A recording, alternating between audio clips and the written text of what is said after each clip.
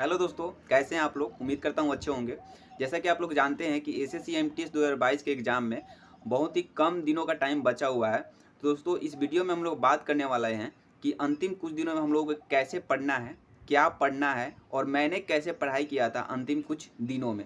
ठीक है दोस्तों, तो इस वीडियो को स्टार्ट करने से पहले मैं अपने बारे में कुछ बता देता हूँ। दोस्तों मैंने एसएससी एमटीएस 2021 में फाइनली सिलेक्शन लिया हुआ है विद ऑल इंडिया रैंक 420, जिसमें मेरे 95.5 मार्क्स थे आउट ऑफ 100 और जीके में मेरे 21.5 मार्क्स थे आउट ऑफ 25। और इसके अलावा मैंने सीजीएल 2022 का मेंस दिया हुआ है, जिसमें मेरे 300 आउट ऑफ 390 बना है। और सीएचएसएल 2022 का प्री भी दिया था, जिसमें 154.5 आउट ऑफ 200 है दोस्तों। और सीएचएसएल 2021 का मैं फाइनल रिजल्ट का वेट कर रहा हूँ। ठीक है दोस्तों, तो मैं ये आप लोगों को इसलिए बता रहा हूँ क्योंकि पूरा वीडियो में आप लोगों का विश्वास मेरे साथ बना रहा है। ऐसा ना लगे कि मैं कुछ गलत बता रहा हूँ, और आप लोग वीडियो देखेंगे तो पता चल भी जाएगा। ठीक है दोस्तों, तो सबसे पहले मैं एक बात आप लोगों को रिकमेंड करना चाहता हूँ दोस्तों। अगर आप एसएससी एमटीएस 2022 का जेन्युइन कैंडिडेट्स है, आप लोग सच में कुछ अच्छा स्कोर करना चाहते हैं, तो दोस्तों इस वीडियो को किसी भी पोर्शन का स्किप मत करिएगा। आपके लिए है, पूरी तरह से आपके लिए डेडिकेटेड है। ये वीडियो अगर स्किप करिएगा तो आपको बहुत ज़्यादा लॉस हो जाएगा, और पूरा देखिएगा तो इतना बेनिफिट होगा कि आप लोग वीडियो देखने के बाद कमेंट करिएगा। ठीक है दोस्तों, तो चलिए स्टार्ट करते हैं। तो दोस्तों जैसे कि आप लोग जानते हैं कि एसएससी एमटीएस 2022 जो है का पैटर्न पूरी तरह से चेंज हुआ है, जो कि पहले एमटीएस के एग्ज़ाम होते थे। ठीक है दोस्तों, इसमें चेंज क्या हुआ है कि इसमें 2 सेशन होंगे, एक ही दिन होंगे, सेशन 1 और सेशन 2। सेशन 1 में रीजनिंग और मैथ होगा, जो क्वालिफाइंग इन नेचर होगा। अगर आप 36 मार्क लाते हैं आउट ऑफ 120 तो आप क्वालिफाई कर जाएंगे। और सेशन 2 जो है जीके और इंग्लिश का होगा, जिसमें आपको मतलब 150 का मार्क्स का होगा, और उसमें 75 मार्क्स जीके का होगा, 75 मार्क्स का इंग्लिश का होगा। एक क्वेश्चन 3 मार्क्स के होंगे, और एक गलत करने पे आपका 1 मार्क्स कट कर लिया जाएगा। तो ये है आपका सिलेबस। तो ये तो हो गया दोस्तों सिलेबस। अब चलिए चलते हैं मेन वीडियो पे। तो दोस्तों हम लोग इस वीडियो में 2 चीज़ों के बारे में बात करेंगे। पहला तो ये कि पढ़ना कैसे है, और दूसरा ये कि पढ़ना क्या क्या है, मतलब स्ट्रेटेजी क्या है हमारा। दोस्तों पहले बात करते हैं कि पढ़ना कैसे है। ठीक है, मैंने पहले ही दोस्तों आप लोगों को बता रखा है कि जो लास्ट दिन होते हैं एग्ज़ाम्स के, मतलब जो अंतिम दिन चलते हैं एग्ज़ाम्स के, वो बहुत ही ज़्यादा क्रूशियल होते हैं, बहुत ही ज़्यादा इंपॉर्टेंट होते हैं। आप एक भी मिनट उसको वेस्ट नहीं कर सकते हैं। 1 मिनट वेस्ट करना मतलब दोस्तों आप हज़ारों कैंडिडेट्स के पीछे जा रहे हैं, क्योंकि आप लोग जानते ही हैं कि अभी के डेट में कितना कट थ्रोट कंपटीशन है कॉम्पिटिटिव एग्ज़ाम में। तो दोस्तों मैं आप लोगों को हमेशा ही बोलता आ रहा हूँ कि आप लोग अभी से काउंट कीजिए। जैसे कि आज 25 अप्रैल है, तो आज से काउंट कीजिए कि आपको एग्ज़ाम में कितना टाइम बचा हुआ है, और उतना पेपर कट आप लोग बनाइए जितना दिन बचा हुआ है। और उसमें 1 से, जैसे 10 दिन एग्ज़ाम बचा हुआ है तो 1 से 10 तक उस पर अंकित कीजिए, और उसको एक धागा से स्टिच करके एक वॉल पे टांग दीजिए। और जो मैंने इस वीडियो में स्ट्रेटेजी बताया है उसको फॉलो करके आप लोग रोज़ फॉलो करके कंप्लीट करके, एक दिन अगर जैसे कंप्लीट करते हैं तो एक जो पेपर कट है उसको काट दीजिएगा और हटा दीजिएगा वहाँ से धागा से जो स्टिच किया हुआ है। फिर दूसरा दिन कंप्लीट करते हैं तो दूसरा हटा दीजिएगा। ये दोस्तों बेस्ट तरीका है अपने टाइम को यूटिलाइज करने का लास्ट के दिनों में। ठीक है दोस्तों, आप लोगों को बिलीव करना पड़ेगा। तो दोस्तों अब दूसरी चीज़ के बारे में बात करते हैं कि पढ़ना क्या क्या है।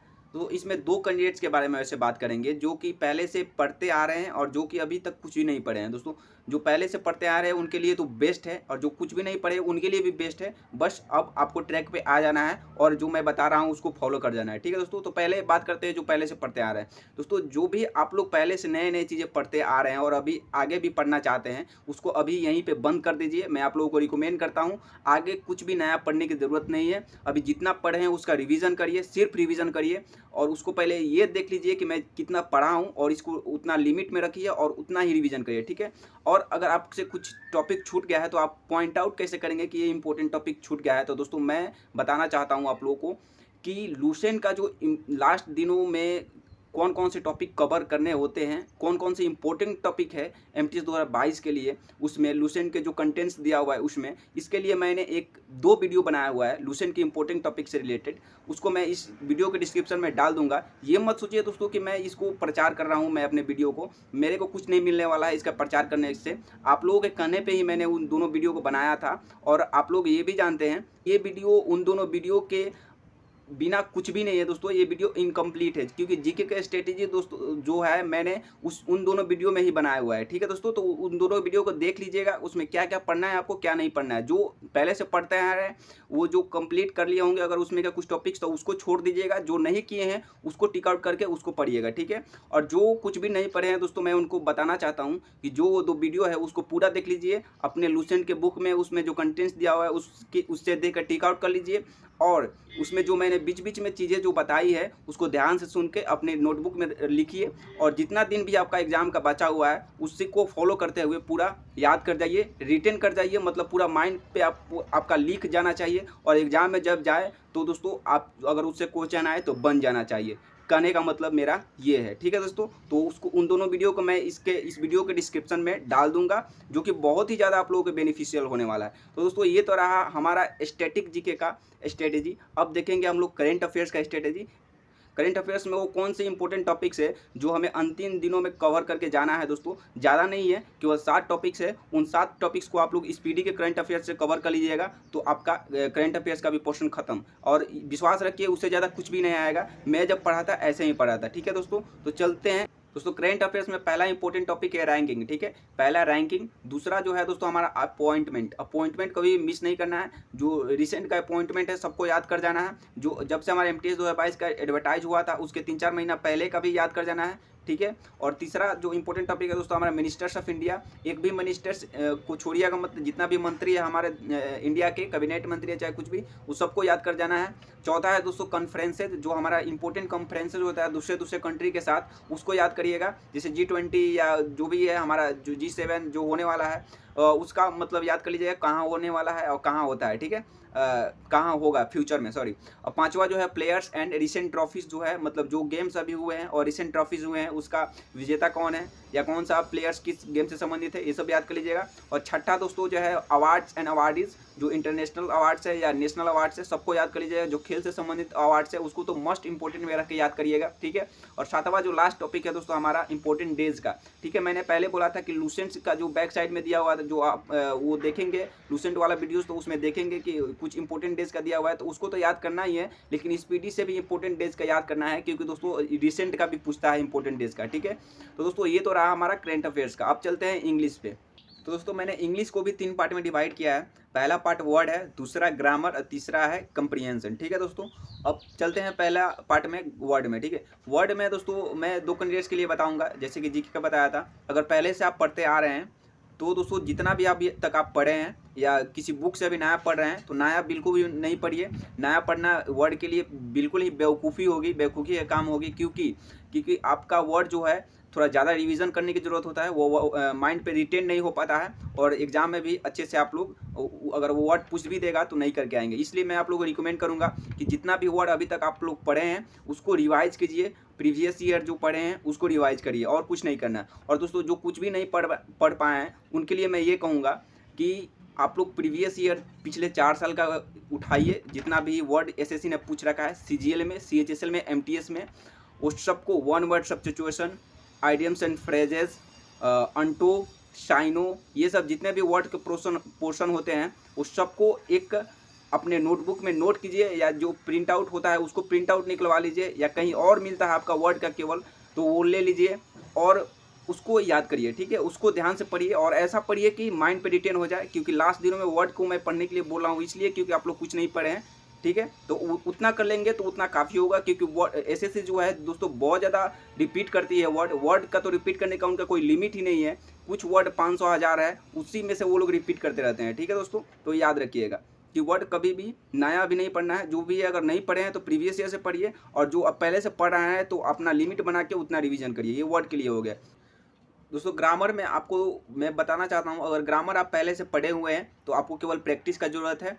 केवल कॉमन एरर और जो सेंटेंस इंप्रूवमेंट का क्वेश्चन है प्रीवियस ईयर का उसको प्रैक्टिस कीजिए। कोई बुक ले लीजिए किरण पब्लिकेशन के या कोई भी, और उससे प्रैक्टिस कीजिए। ठीक है दोस्तों, ये आपके लिए बेस्ट रहेगा अच्छा स्कोर करने के लिए, अगर ग्रामर आपका मजबूत है तब। अगर ग्रामर आपका मजबूत नहीं है, अभी आप पढ़ना चाहते हैं फिर से, तो दोस्तों मैं आपको रिकमेंड करूंगा केवल 9 टॉपिक जो आपके करने से बढ़िया स्कोर कर सकते हैं कॉमन ईरर में और सेंटेंस इंप्रूवमेंट में। वो कौन सा नौ टॉपिक है, चलिए बात करते हैं दोस्तों। केडी कैंपस का बुक आप लोग सुने होंगे नाम, उसी से मैं पढ़ा हूँ हमेशा से और उसी का नौ टॉपिक मैं बोल रहा हूँ। सबसे पहले दोस्तों करना है आपको सब्जेक्ट वर्ब एग्रीमेंट, ठीक है। और सब्जेक्ट वर्ब एग्रीमेंट करने के बाद दोस्तों वर्ब बेसिक करिएगा, फिर वर्ब एडवांस करिएगा।